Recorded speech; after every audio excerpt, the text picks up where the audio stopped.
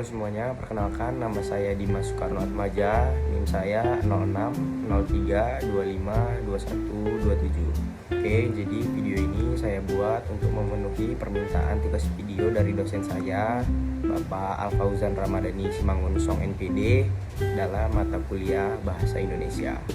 Oke, jadi pada kesempatan kali ini izinkan saya untuk menyampaikan beberapa materi yang ingin saya sampaikan tentang bahasa baku dan bahasa tidak baku. Oke, yang pertama saya ingin menjelaskan tentang bahasa baku. Bahasa baku adalah ragam bahasa yang digunakan sesuai dengan kaidah atau aturan resmi dalam tata bahasa Indonesia.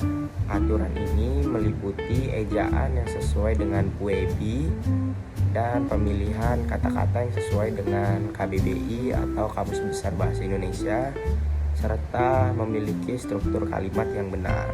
Nah, bahasa baku ini biasanya dipakai dalam situasi resmi atau formal seperti pidato, surat dinas, dokumen akademik, berita, peraturan, dan karya ilmiah. Nah, jadi saya di sini ingin memberitahu beberapa ciri-ciri pada bahasa baku. Untuk yang pertama, menggunakan kata-kata ejaan yang sesuai dengan PUEB atau yang sesuai dengan EYD. Terus yang kedua ada menggunakan kosakata yang sesuai dengan Kamus Besar Bahasa Indonesia atau KBBI. Terus yang ketiga, kalimat tersusun secara jelas, logis, dan efektif. Dan untuk yang keempat, tidak menggunakan kata-kata singkatan atau kata-kata gaul yang tidak resmi. Oke, jadi di sini saya akan memberikan beberapa contoh kalimat bahasa baku. Untuk yang pertama, saya tidak mengetahui alasan kepergiannya. Oke, untuk contoh yang kedua, kami akan menghadiri rapat pada hari Senin. Oke, untuk yang ketiga, tolong kirimkan laporan ini sebelum pukul 3 sore.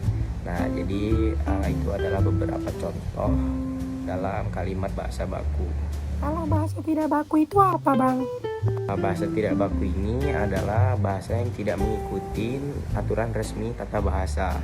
Biasanya bahasa tidak baku ini muncul pada saat kita berkomunikasi sehari-hari, dan biasanya muncul pada kegiatan atau situasi non formal atau situasi nyantai.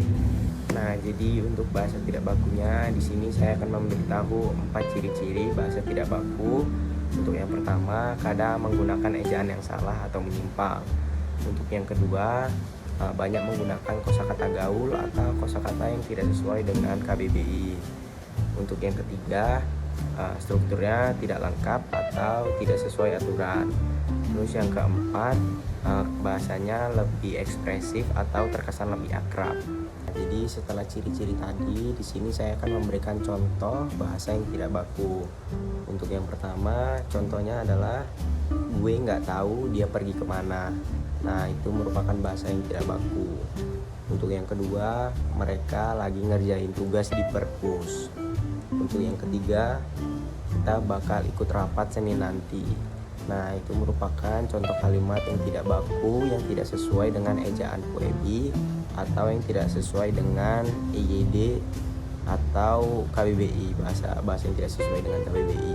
Nah, untuk lebih jelasnya lagi, saya akan meletakkan beberapa tabel tentang perbandingan bahasa baku dan tidak baku, atau kapan bahasa baku dan tidak baku digunakan, ada di sini. Oke, jadi kalian bisa lihat lebih jelas di tabel tersebut tentang bahasa baku dan tidak bakunya. Oke semuanya, jadi mungkin sekian aja tentang materi bahasa baku dan tidak baku yang bisa saya sampaikan. Jika ada kata-kata saya yang salah, saya mohon maaf, dan mohon maaf juga jika ada kata-kata saya yang kurang jelas. Mungkin penjelasan saya cukup singkat. Saya harap teman-teman bisa memahami tentang bahasa baku dan tidak baku yang saya sampaikan. Oke, jadi terima kasih untuk teman-teman yang udah nonton. See you semuanya. Bye-bye.